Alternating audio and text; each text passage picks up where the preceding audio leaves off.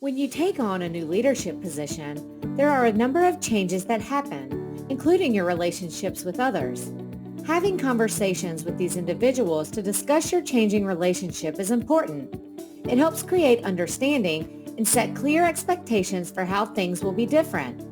In the upcoming video, Kevin Eikenberry and Guy Harris discuss the various conversations you should have as you take on a new leadership position and why these conversations are important.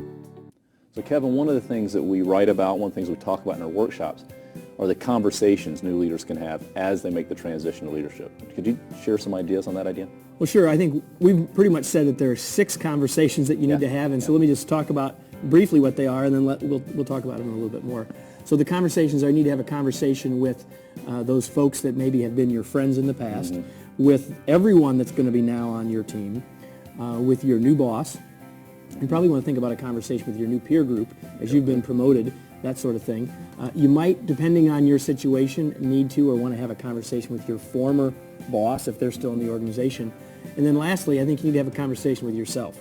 But let's talk about, I think the one that we find most often that people are wondering about or comes up the most when we have conversations and coach leaders is, what do I do? You know, it's the title of the book, From Bud to Boss. So I've been this person's friend. Last week we went out for a beer, and next week I've got to do their performance review. So how does that work? So I think the key thing to that conversation is, you and I've had this conversation a lot. Many times, yeah. So first of all, can you still be friends with someone?